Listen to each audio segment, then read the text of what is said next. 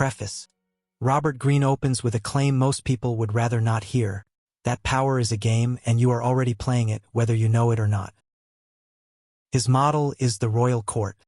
For centuries, those who surrounded kings faced one impossible task: advance yourself, while appearing loyal, charming, and harmless. Reach too openly and you were finished. So the courtier learned to move sideways, through flattery, through timing, through patience. Greene's argument is that the court never disappeared. The office, the institution, the social circle, they still run on the same hidden rules. We praise honesty and fairness. But the person who takes those ideals too literally tends to get crushed by the person who treats them as masks. As Machiavelli put it, a man who insists on being good at all times will come to ruin among the many who are not good. And here is the twist that gives the book its bite. The people who loudly reject the game, who wave the banner of virtue or radical honesty, are often its most skilled players. Those two are moves. Greene then asks for 5 disciplines. Master your emotions because anger blinds you, and so does love. Grow 2 faces like the god Janus. One watching forward for danger, one looking back at history. Treat deception as an art, not a sin. Cultivate patience. Impatience announces weakness. And judge people by what their actions actually produce, not the noble reasons they give. The method here is entirely historical. Greene weighs every action strictly by its results, what actually followed, not what the actor intended. That demands reading people closely, noticing the cues they may not realize they are sending, and never confusing a stated motive with a real one. The indirect route is often the only route. The direct path announces itself and invites resistance, while the sideways move lands before the target even sees it coming. The 48 laws are distilled from 3,000 years of history, the moves that gathered power, and the mistakes that threw it away. Use the book as a field guide, not a catechism. Some laws will apply directly to your situation. Others will not. The point is to be able to see the game clearly enough to choose your moves deliberately, and to recognize the moves being made against you. Law 1. Never outshine the master. Picture the most spectacular party of the century. Nicolas Fouquet, finance minister to a very young Louis XIV, threw a celebration so dazzling it seemed to announce a new power in France. Fireworks over the gardens. A banquet for 1,000 guests. Fouquet believed he was proving his loyalty and his brilliance. What the king saw was a man who had outshone him in his own kingdom. The next day, Fouquet was arrested, and he spent the rest of his life in prison. Turn the picture around. Galileo, in need of patrons, discovered the moons of Jupiter and gave them to the Medici, casting his rulers as figures written into the heavens. He did not compete with power. He made power look radiant. That is the whole law. The people above you want to feel superior, not merely obeyed. Shine too brightly, and admiration curdles into fear, and fear into resentment. When your position depends on a master, let your talent serve their vanity. Make them feel like the source of the light. Law 2. Never put too much trust in friends. Learn how to use enemies. Be careful with your friends, and learn to use your enemies. Greene's example is brutal. The Byzantine Emperor Michael III raised Basilius from nothing. Wealth, titles, a place at the center of power. Basilius learned the court from the inside, and once he had gathered enough of it, he turned on the man who made him and had him killed. The reasons friends betray run quiet and deep. A favor can quietly humiliate. Gratitude sours into resentment, and affection hides an envy you never see coming. You chose the friend for the bond, not the skill. An old enemy is different. No illusion stands between you. He has something to prove, and his loyalty becomes a clean, practical bargain. The Emperor Sung bought off his most dangerous rivals and turned defeated enemies into grateful servants. Keep affection and work in separate rooms. Never trust a debt to hold a man in place. Law 3. Conceal your intentions. If people know what you want, they can block you or turn your desire against you. Keep your intentions in the dark. The young Otto von Bismarck stood in the Prussian parliament during a fever for war with Austria. Bismarck wanted that war, he had dreamed of it for years. And then he rose and argued passionately against it. He praised Austria. He pleaded for peace. Deputies were stunned. Several changed their votes, and the war was called off. It was a mask. Bismarck had judged that the Prussian army was not yet ready, and that any man who backed a losing war would be finished. A grateful king made him a minister. From there he rebuilt the army, rose to premier, and a few years later led Prussia into the very war he had once denounced and crushed Austria. 2 tools. Dangle a decoy, a goal you only pretend to chase, and rivals rush to defend the wrong gate. Wrap the real move inside a smoke screen of the ordinary. A visible target is an easy one. Law 4. Always say less than necessary. Silence is a weapon most people hand back without realizing it. Every extra word exposes your thinking. The Roman general Coriolanus learned this at the worst possible moment. 17 years of battlefield glory had nearly won him the consulship. Then he opened his mouth, bragging, insulting opponents, condemning democracy itself. Each new speech handed his enemies another charge. The tribunes condemned him. He was banished for life. And the crowds celebrated as if Rome had defeated a foreign enemy. Louis XIV took the opposite approach. When ministers debated, he listened in silence, said only, "I shall see," and walked away. They talked on, revealing themselves. He revealed nothing. No one could flatter him by guessing what he wanted to hear, because no one knew. Silence puts others on the defensive. They fill it anxiously, often badly, and you learn far more than you give away. Law 5. So much depends on reputation. Guard it with your life. In the 3rd century, the Chinese general Zhuge Liang found himself in an impossible position. Barely 100 soldiers against Sima Yi's army of over 150,000. Rather than flee or fight, Liang threw open the city gates, climbed to the wall in a Taoist robe, lit incense, and played the lute. He arrived, recognized the man at once, and immediately ordered a full retreat. He knew Liang's reputation, the sleeping dragon, never without a trap, and dared not walk into what looked like an invitation. A reputation that powerful does your work before you arrive. Barnum understood the reverse. A rival's reputation is equally a target. When Peale's museum outbid him for the American Museum, Barnum seeded the press with quiet doubts about Peale's finances. Peale's stock plummeted, and Barnum took the museum. Reputation is a capital asset. Build it around one quality, protect it jealously, and it multiplies your strength without costing you energy. Let it slip, and someone like Barnum will dismantle it while you are busy elsewhere. Law 6. Court attention at all cost. Being ignored is more dangerous than being attacked. An attack at least acknowledges you exist. Barnum built his career on this principle. He hired a man to walk a slow, baffling circuit of city blocks, laying bricks down and picking them up, silent, serious, answering nothing. Hundreds gathered to watch, then thousands. They followed the brick man into the museum simply to find out what was happening. Barnum never explained the stunt. Explanation would have killed it. Mystery draws. Information merely informs. Margaretha Zell arrived in Paris with nothing and invented an identity, a sacred dancer trained in Hindu rites, of mysterious Eastern origin. Every interview changed the story slightly. By the time she performed as Mata Hari, the crowds caused a riot. She was no more talented than dozens of others. The enigma was the act. The reversal.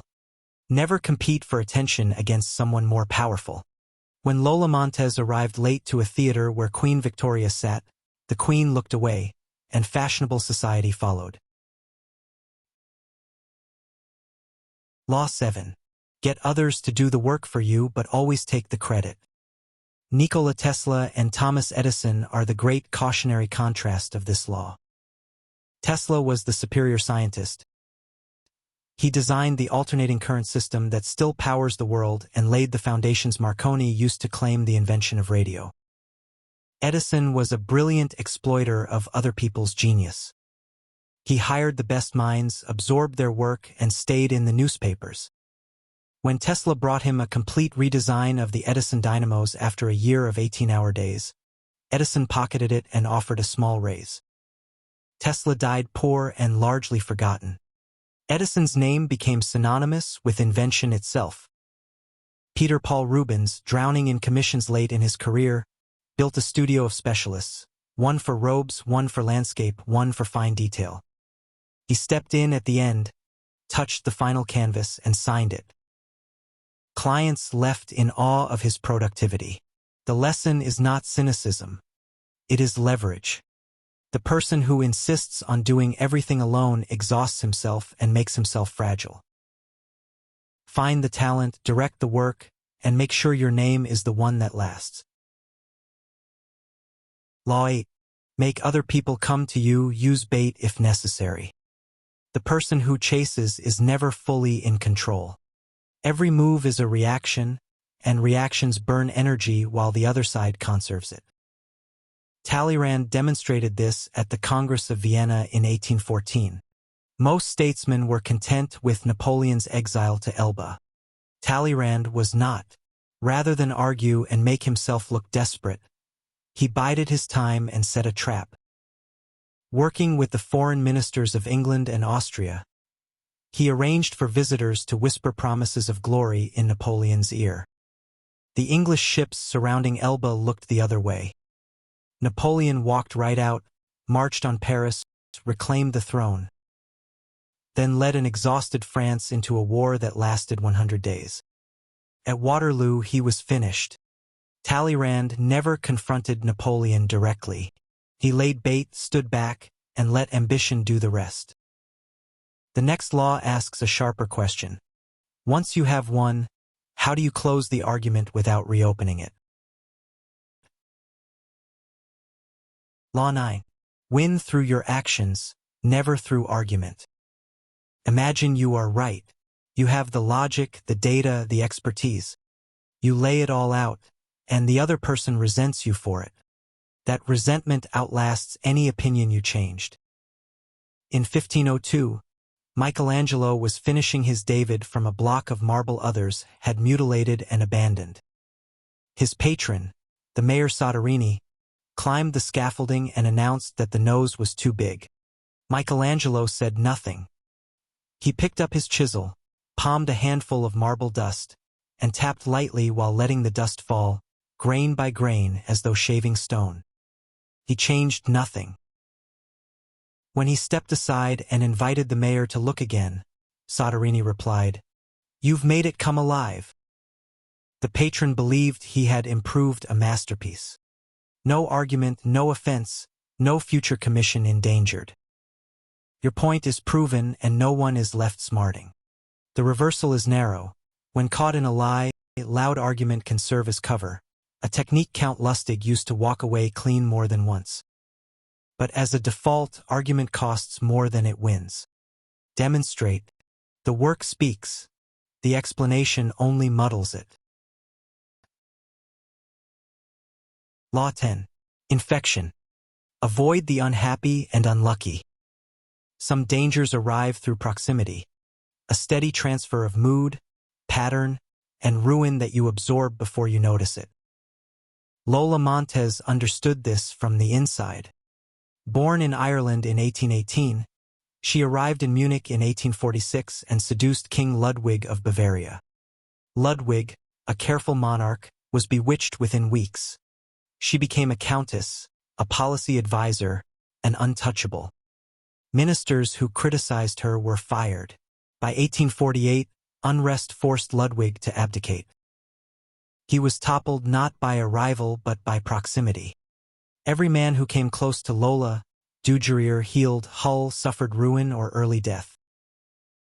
Her turbulence radiated outward. The response is not pity, not argument, quarantine. Recognize infectors by the wreckage they leave behind. Move away before the pattern becomes yours. The same logic runs in reverse. Seek out the happy, the generous, the fortunate. Their cheer and good luck are equally contagious, and they pull you upward. Law 11. Learn to keep people dependent on you. The moment you fully succeed, you become replaceable. The condottieri of Renaissance Italy learned this too late. These mercenary commanders won city after city, and were imprisoned or executed the moment they grew expensive. Skill alone was never enough. There were always other skilled soldiers. What the condottieri lacked was indispensability, a thing Bismarck understood deeply. Entering the Prussian parliament in 1847 without allies, he allied himself with the weak rather than the powerful. King Frederick William IV, mocked across Europe for his indecision. Bismarck championed Frederick at every turn, becoming his spine, his strategist, his unseen protector. The king grew entirely dependent. When Frederick died and his hostile brother William took the throne, a man who actively loathed Bismarck, it made no difference. William needed what Bismarck offered. Despite his contempt, he made Bismarck prime minister. When they quarreled over policy, it was the emperor who relented, every time. Not because William changed his feelings, because he had no alternative. That is the law in its purest form. Not loyalty, not affection, but necessity. Make yourself the thing that holds the structure together, and you cannot be removed without the structure collapsing. Law 12. Use selective honesty and generosity to disarm your victim. One honest gesture, placed at the right moment, can undo years of suspicion. In 1926, Count Victor Lustig walked into Al Capone's office and asked for $50,000, promising to double it. 2 months later he returned, placed the full amount back on Capone's desk, and explained the scheme had failed. Capone, expecting profit or nothing, was stunned. "My God! You're honest!" And pressed $5,000 on Lustig as a gift. That $5,000 was the target from the beginning. A man surrounded by wolves carries a hunger for genuine gesture, and that hunger is a gap in the armor. One sincere act opens it wide enough to walk through. The reversal. If your reputation is already that of a deceiver, an honest gesture reads as a trap. Give first instead visibly, and what follows comes more easily. Law 13. When asking for help, appeal to people's self-interest, never to their mercy or gratitude. What you feel you are owed and what anyone will give you are two entirely different things. In 433 BC, on the eve of the Peloponnesian War, both Corcyra and Corinth sent ambassadors to Athens seeking an alliance.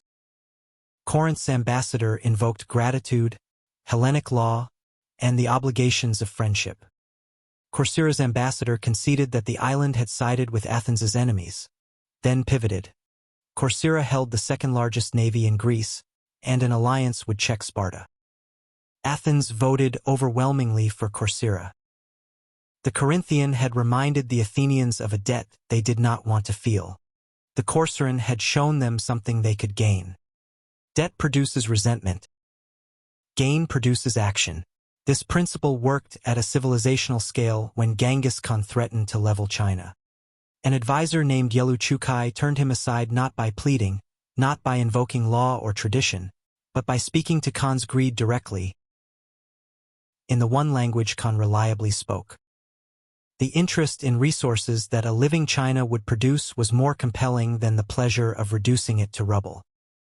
Frame your request in terms of what the other person stands to gain, and resistance dissolves. Mercy is a thread. Self-interest is a rope. Law 14. Pose as a friend, work as a spy. Fear and plans stay hidden. Your task is to find them without ever seeming to look. Joseph Devine spent years trying to land Andrew Mellon as a client. Mellon wanted nothing to do with him. So Devine placed members of Mellon's household staff on his own payroll, learning the man's tastes in secret. When Mellon headed for the National Gallery in London, Devine was already in the elevator, arranged through his valet. They walked together and discovered, quite uncannily, that they shared the same taste. What they shared was everything Devine already knew about him. Mellon became his most generous client for life. Talleyrand worked the angle differently. He said almost nothing, suppressed himself entirely, and let others fill the silence. People mistake your interest for friendship and reveal what they would never confess directly. Intelligence and an ally at once. Law 15. Crush your enemy totally. Leave your enemy standing and you give him something more dangerous than strength, time. The struggle between Xiang Yu and Liu Bang in ancient China shows exactly what that failure costs. Xiang Yu was the stronger warrior by every measure. His advisor Fan Zeng warned him at a banquet, "Signal the sword dancers and end it." Xiang hesitated. Later, with Liu's army in ruins, Fan urged him again to strike. Xiang showed mercy instead, letting his rival negotiate free. That decision killed him. When the tables turned, Liu offered a false peace, and once Xiang relaxed his guard, Liu slaughtered his army. Xiang, alone and on foot, slit his own throat. Fan Zeng had said it plainly from the start. The moment you signal intent to destroy someone but fail to follow through, you make them more dangerous than before.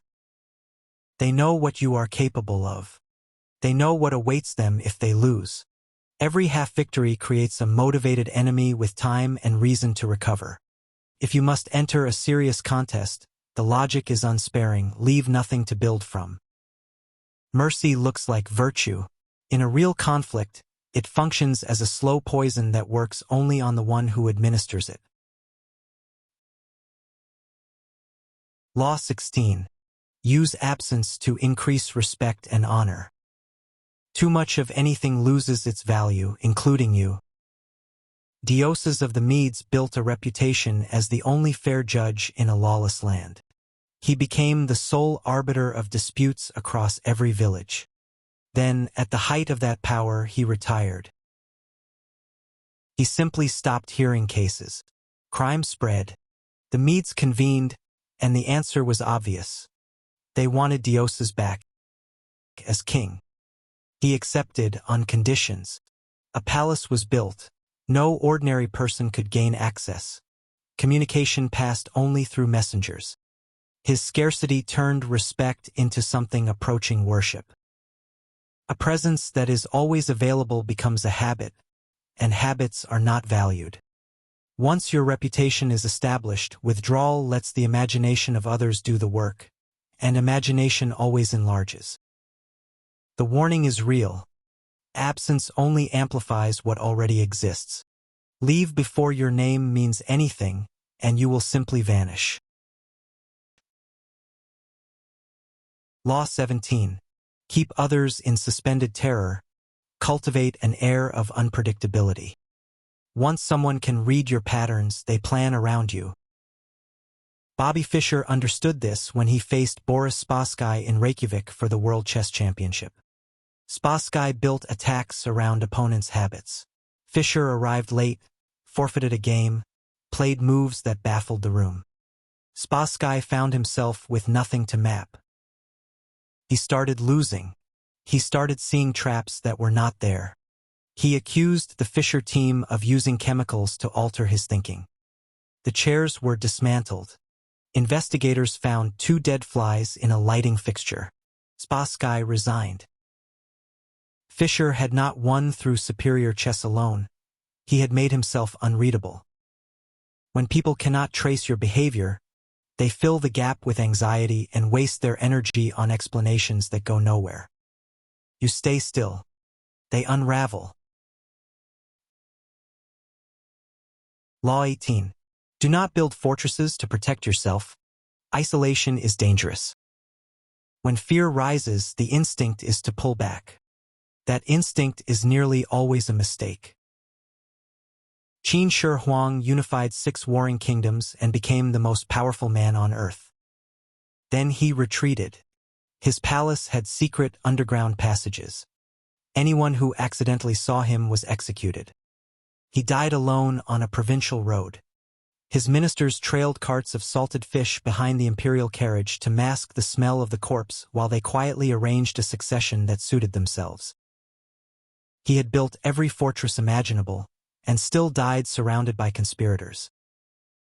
His walls had kept out intelligence, allies, and the loyal advisors who might have saved him. Louis XIV drew the opposite lesson.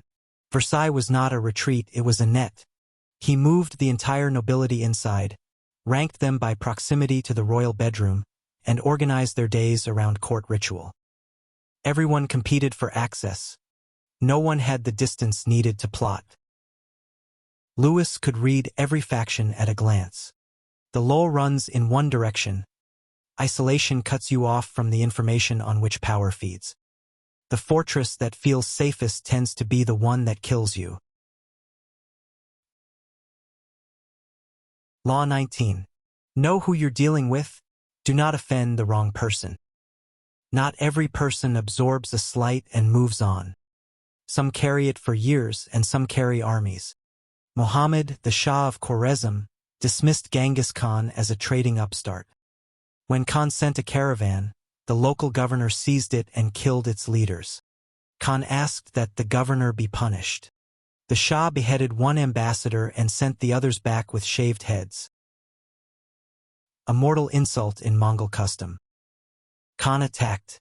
Within a year, an empire stretching from Turkey to Afghanistan was gone.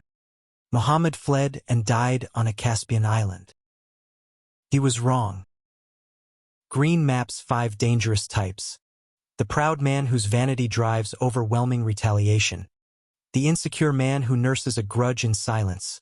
The serpent with a long memory. The paranoid, the plain man too blunt to deceive. Each demands a different approach. Swallow the impulse to offend. The satisfaction is never worth the price. Law 20. Do not commit to anyone. The moment you commit, your leverage disappears. What kept you valuable, the possibility of having you, is gone the instant you belong to someone. Queen Elizabeth I built her entire reign on this principle. From the day she ascended the English throne, suitors circled her. The King of Spain, the Prince of Sweden, the Dukes of Anjou and Alençon. Parliament debated. Europe speculated. Elizabeth gave everyone hope and no one certainty. When the priority shifted to France, she spent years in diplomatic courtship with the Duke of Anjou, a man she found privately repulsive, while a peace treaty was negotiated behind the scenes. The moment the treaty was signed, she ended the courtship. She had used the prospect of marriage to secure an alliance without ever making one. She died the Virgin Queen, never married, never captured, having held England independent through decades of European upheaval. No one ever possessed her, so no one ever stopped wanting her. The uncommitted person is always the most desired. Stay at the center of competing interests, and those interests give you room to maneuver. Give yourself away and the room closes. Law 21. Play a sucker to catch a sucker. Seem dumber than your mark. Nothing disarms a person faster than feeling intellectually superior. Philip Arnold and John Slack understood this. They salted a Wyoming site with real diamonds bought cheaply in Europe, then let the wealthiest men in America take over, but the real weapon was not the stones. It was the performance. Arnold and Slack wore coats a size too small, gaped at the city skyline, played the hayseeds to perfection. No one imagined two such simpletons could be running a con. The country's best mining expert declared it the richest field in history. Investors formed a corporation. Then they arrived and found not a single diamond. Arnold had already gone home to Kentucky to open a bank. Make the other side feel smart and they hand you the advantage. The tiger, certain it sees easy prey, never sees the hunter. Law 22. Use the surrender tactic. Transform weakness into power. When you are weaker, fighting for honor is a luxury you cannot afford. The island of Melos discovered this the hard way. Athens arrived with an overwhelming fleet and offered terms. Surrender and survive. The Melians refused. They spoke of justice, of Spartan loyalty, of the gods. The Athenians replied with cold arithmetic. The strong do what they can. The weak accept what they must. Sparta never came. Athens killed every man of military age and sold the women and children into slavery. The Melians died for a principle and gained nothing. King Gojien of Yu tells the opposite story. After defeat at the hands of the king of Wu, he surrendered entirely, gave away his wealth and went to serve in the royal stables. For 3 years he humbled himself and studied his conqueror from the inside. When drought finally weakened the kingdom of Wu, Gojien raised an army and destroyed his former master. Surrender had been his strategy all along. The oak that bends in the storm survives. The one that stands rigid snaps. Law 23. Concentrate your forces. Scattered effort is invisible.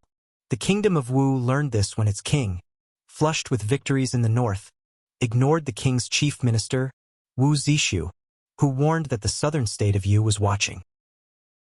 When the minister sent his son to safety, a signal of disapproval, the king ordered him to die. He made one final request. Tear out my eyes and mount them on the city gate, so I can watch you march through it. He did not wait long. You swept in and destroyed Wu. The king died by his own hand, covering his face so he would not meet his dead minister's gaze. The Rothschilds ran the opposite strategy. Mayor Amschel Rothschild started with a single patron. His 5 sons spread across 5 capitals but shared a private code no outsider could read. They widened their reach without loosening their grip. One deep mine outperforms 10 shallow ones. Law 24. Play the perfect courtier. Every court runs on unwritten rules, and breaking them costs not an argument but the slow withdrawal of favor. The courtier's art is not talent. It is the management of appearances.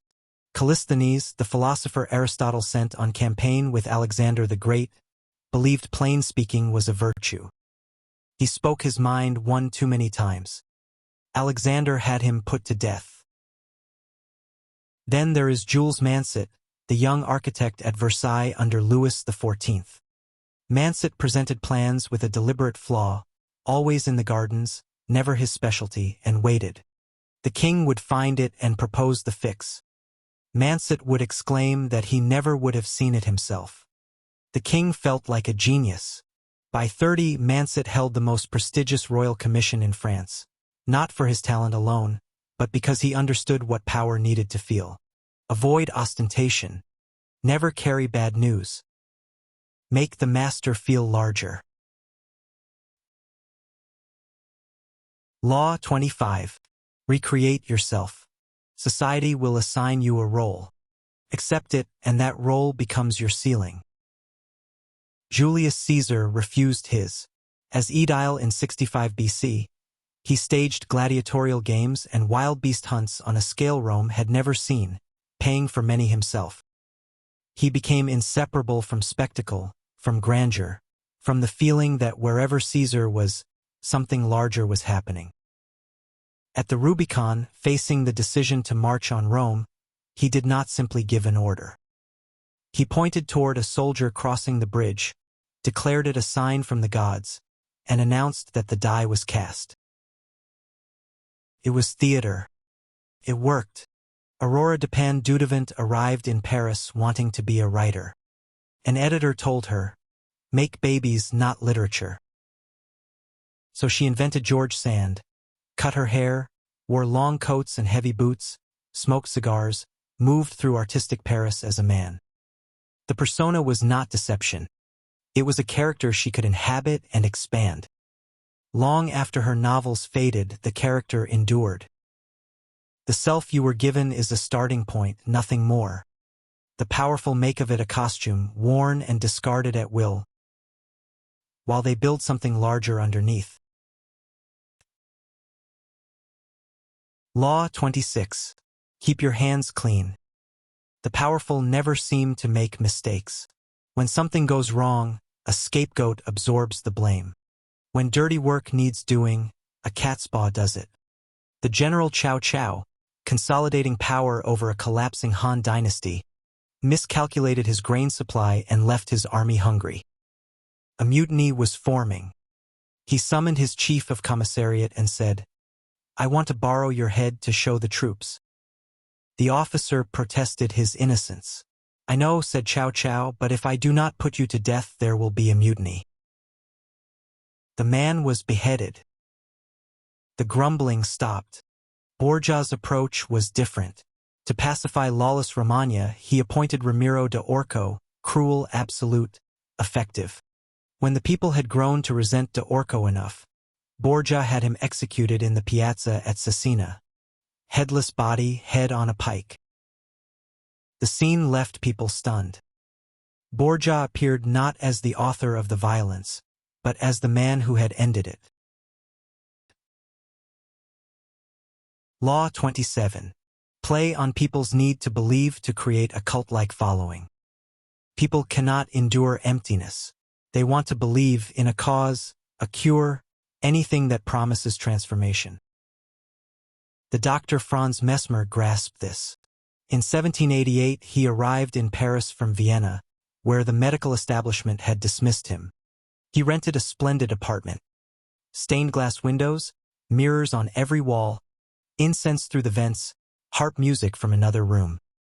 At the center stood a large oval tub of magnetized water, iron rods protruding from the lid. Visitors pressed the rods to their ailments. Assistants guided patients toward a trance-like state. Then Mesmer returned, in a silk robe, carrying a white magnetic rod, and calm was restored. Marie Antoinette herself became a supporter. The official medical commission proved that animal magnetism did not exist. The effects were group hysteria and autosuggestion. Mesmer's Paris reputation collapsed, but the cult spread further after he left, with more believers than before. Individual doubt dissolves in collective feeling. In a crowd, the distance needed for skepticism disappears. The charlatan who grasps this does not argue, he stage manages belief. The setting is always half the sermon. Law 28. Enter action with boldness. Timidity is not caution, it is a signal. The moment others sense hesitation in you, they stop seeing a rival and start seeing prey. In 1925, a con artist named Victor Lustig invited 5 scrap metal dealers to a confidential meeting at the Hotel Crillon in Paris. He explained that the French government had decided to demolish the Eiffel Tower. Maintenance costs had grown impossible. He handed out government stationery and asked for sealed bids. One dealer won and arrived with a certified check for roughly $1 million. Lustig then shifted, complaining about his salary, hinting that a small bribe might help. The dealer felt relief. This finally seemed real. He handed over the bribe. Lustig vanished. The dealer never went to the police. Humiliation would have destroyed him. 6 months later, Lustig returned to Paris and sold the tower again.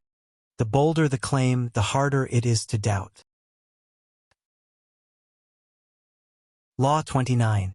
Plan all the way to the end.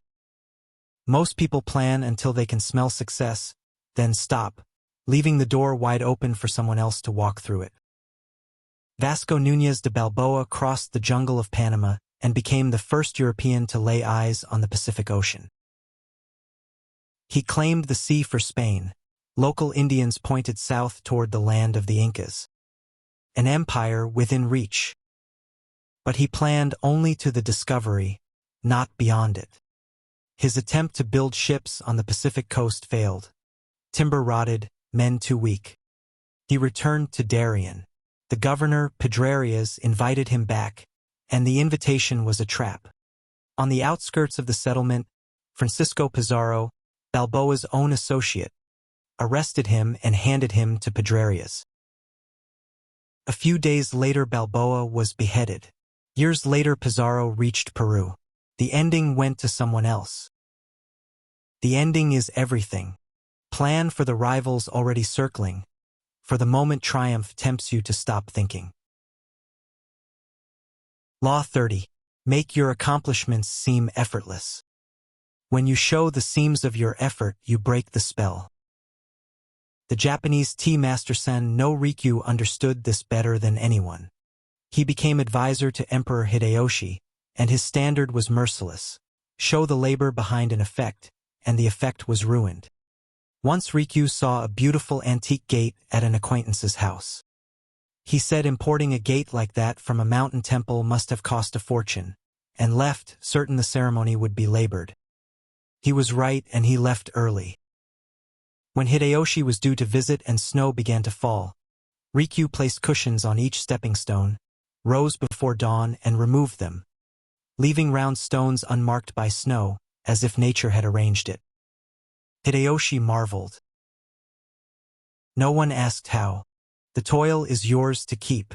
What the world sees is only the result. Castiglione called this sprezzatura, the art of making the difficult look natural. Reveal effort and anyone seems capable of the same. Conceal it and your power seems boundless, because no one can see where it ends. That invisibility is the final layer of the craft, and the hardest to learn. Law 31. Control the options. Get others to play with the cards you deal. The most elegant trap is one the victim steps into believing it was their idea. Ivan the Terrible showed how. Facing a crisis he could not solve by force, he chose a different weapon.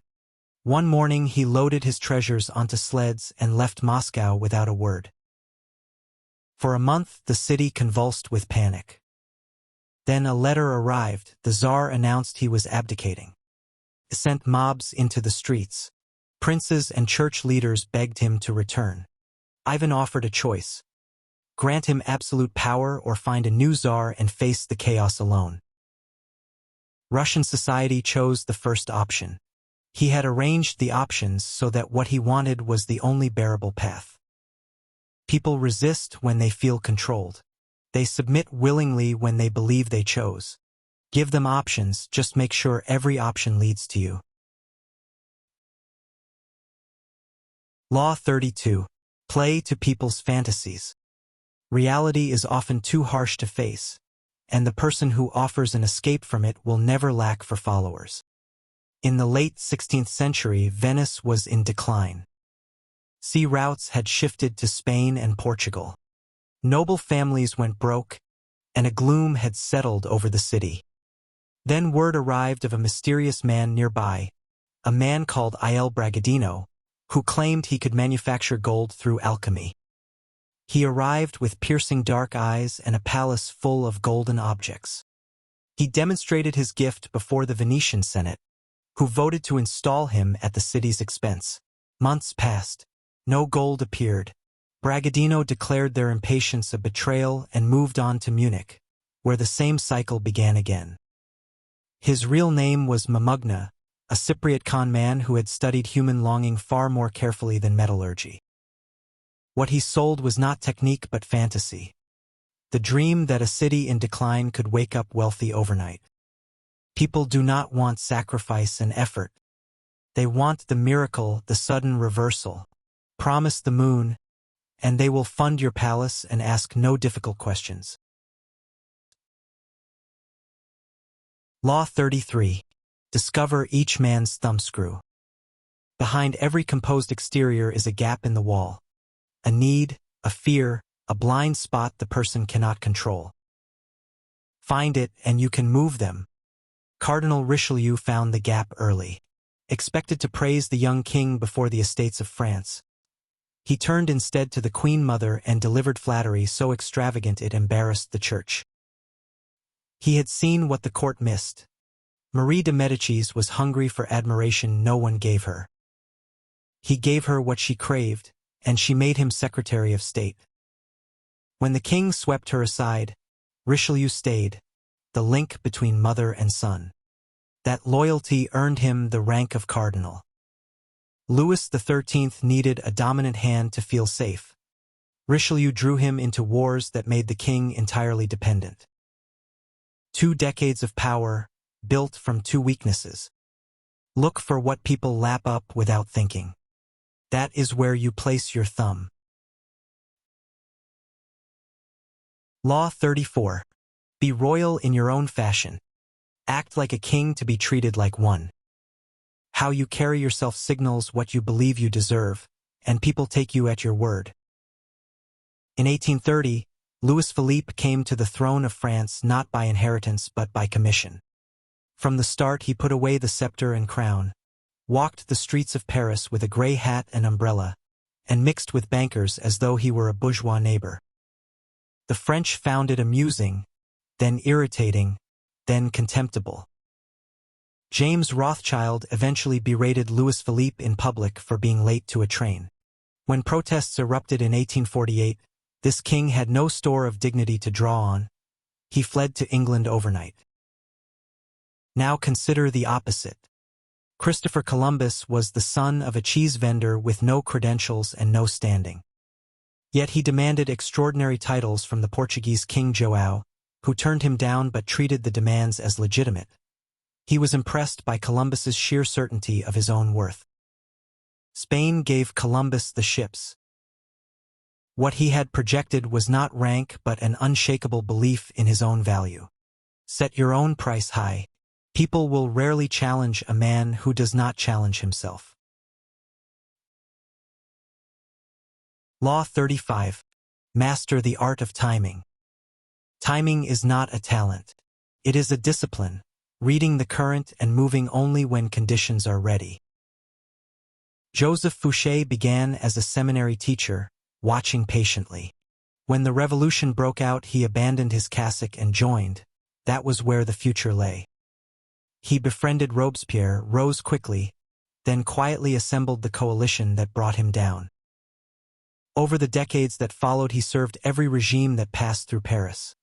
Not by switching loyalties rashly but by reading, always one step ahead, where the tide was going. When one coup began, Fouché simply pretended to sleep through the entire day.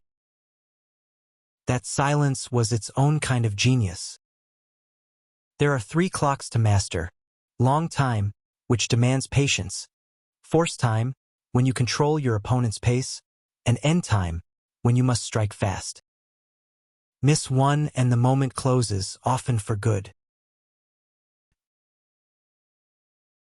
Law 36. Disdain things you cannot have. Ignoring them is the best revenge. When you react, when you fight back or openly pursue what you cannot reach, you hand power to the very thing that bothers you. In March of 1916, Pancho Villa raided Columbus, New Mexico, killing 17 Americans. President Woodrow Wilson sent General John Pershing with 10,000 soldiers into Mexico to capture Villa. The punitive expedition became a sensation. Carloads of reporters followed it into the desert. The longer it dragged on, the worse it looked. Villa was recovering in a mountain cave, watching exhausted troops march below him. By summer, the expedition had swelled with more troops and more reporters, and still had nothing to show. The Mexican people, who had grown tired of Villa before the Americans arrived, now idolized him for humiliating a superpower. In January of the following year, Wilson ordered withdrawal, and rebel forces chased Pershing's army back across the border. What began as punishment became a recruitment campaign for the very man they sought to destroy. Attention fed the thing they meant to starve. Show contempt, turn your back, let time work. What you refuse to acknowledge cannot drag you down. Law 37. Create compelling spectacles. Words invite argument. Images bypass it. Stage something visually arresting, something that speaks to the emotion before reason can intervene, and you create an impression no argument could match.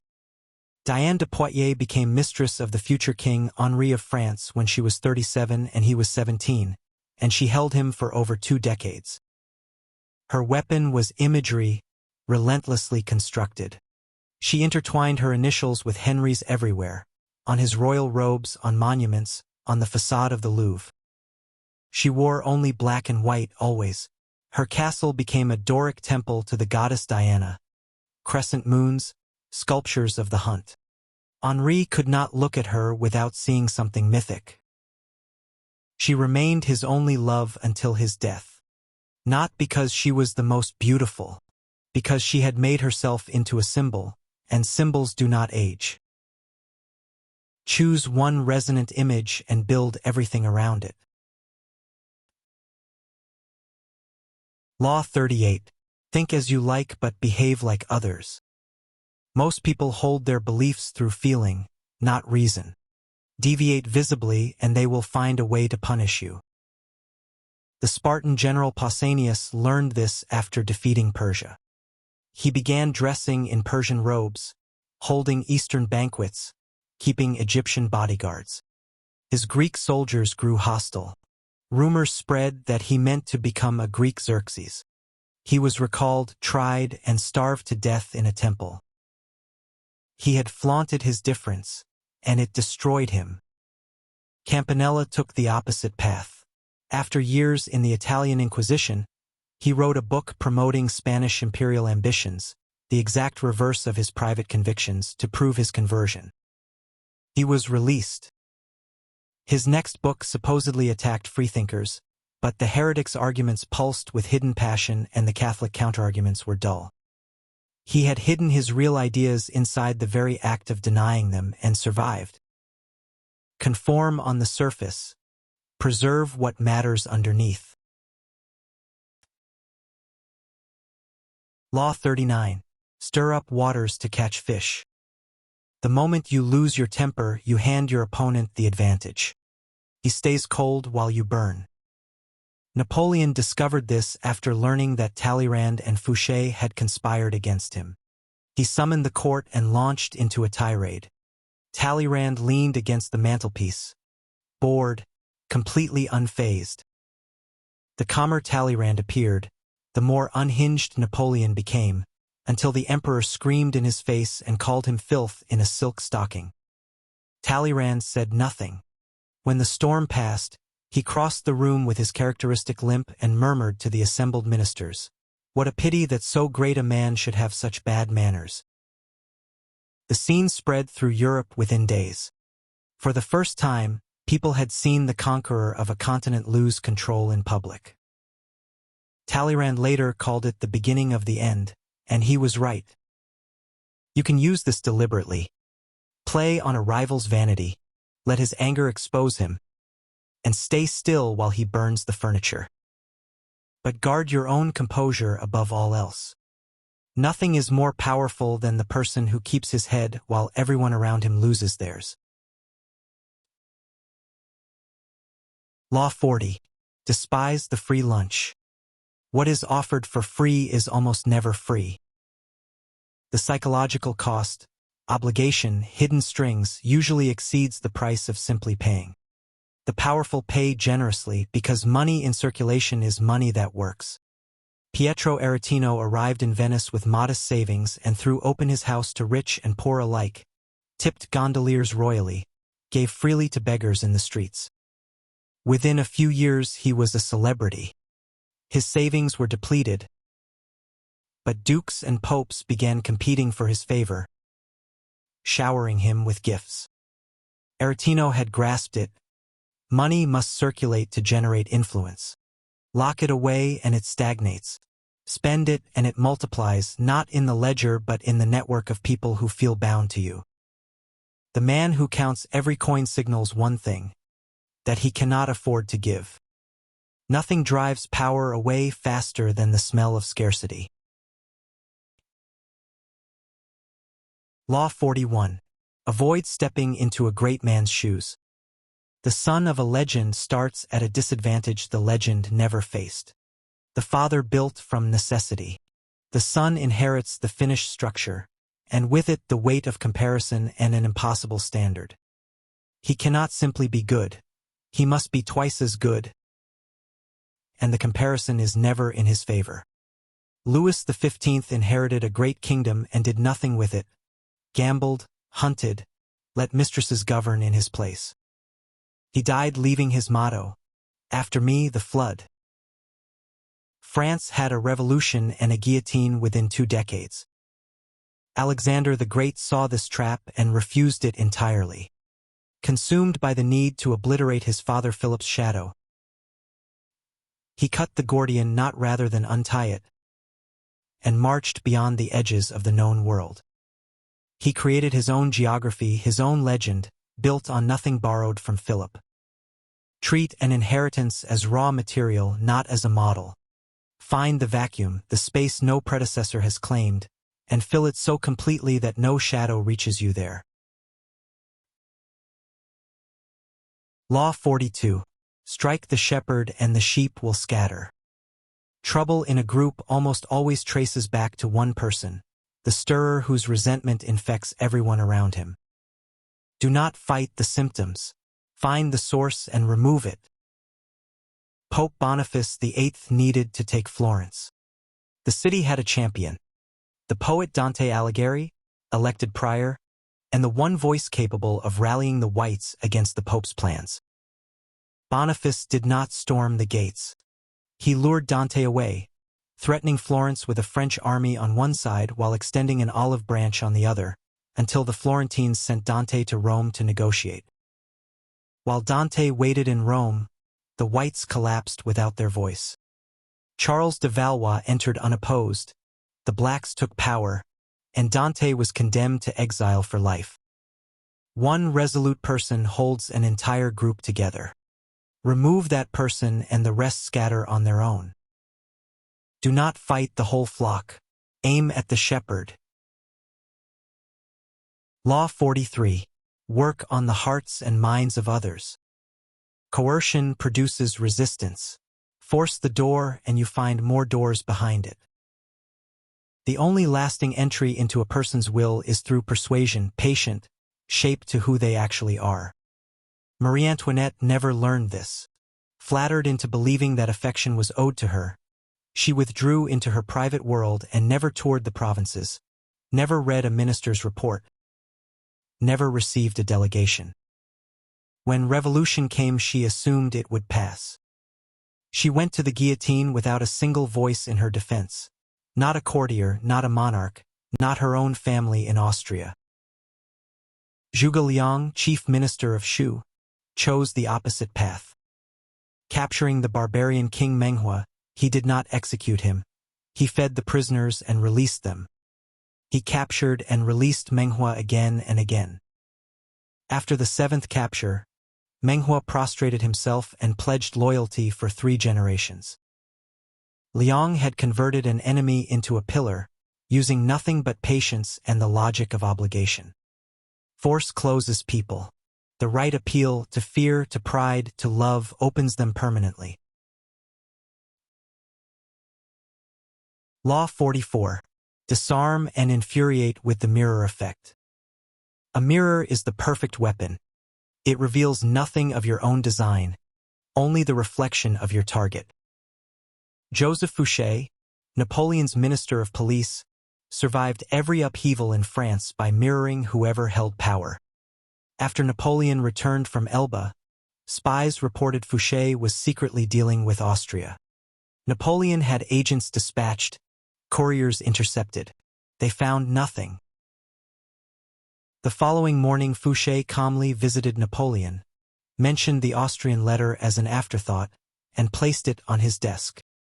Napoleon exploded. He had no proof. Fouché watched, unmoved. He had survived by reflecting Napoleon's own methods back at him. The law takes 4 forms. The warrior mirrors to neutralize.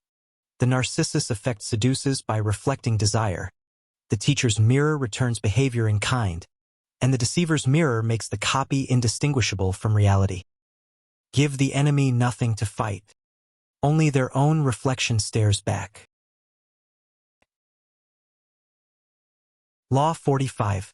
Preach the need for change, but never reform too much at once. People accept change in the abstract and resist it in their lives.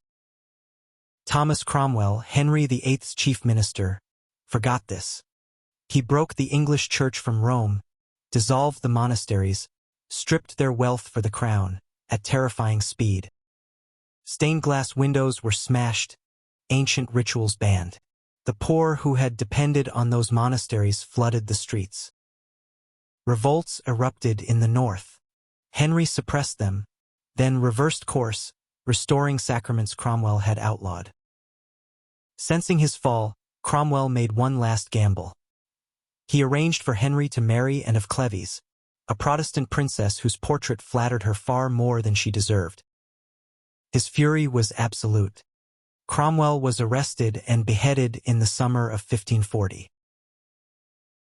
Mao Zedong drew the opposite lesson. He wrapped his revolution in tradition, casting his army as the robber band from the water margin, a timeless revolt against corrupt rulers. He borrowed the past rather than fighting it.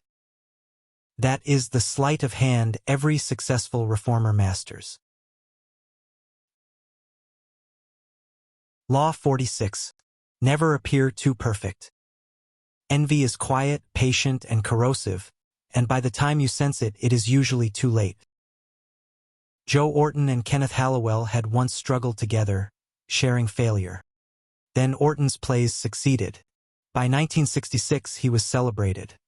The Beatles paid him to write their film. Halliwell watched from the same small apartment, reading Orton's diaries, which described him with growing contempt. He tried his own art career. Orton helped arrange a gallery show that flopped. In 1967, Halliwell bludgeoned Orton to death with a hammer, then took his own life. The note pointed to the diaries. Orton had 2 options and used neither: display a flaw or flee the moment he recognized what was building. Cosimo de' Medici knew the law from the other side. He dressed modestly, rode a mule, deferred to lesser men, and accumulated real power behind a plain face. Superiority displayed is worthless. The substance is everything. Law 47. Do not go past the mark you aimed for. In victory, learn when to stop. Nothing is more intoxicating than victory, and nothing more dangerous.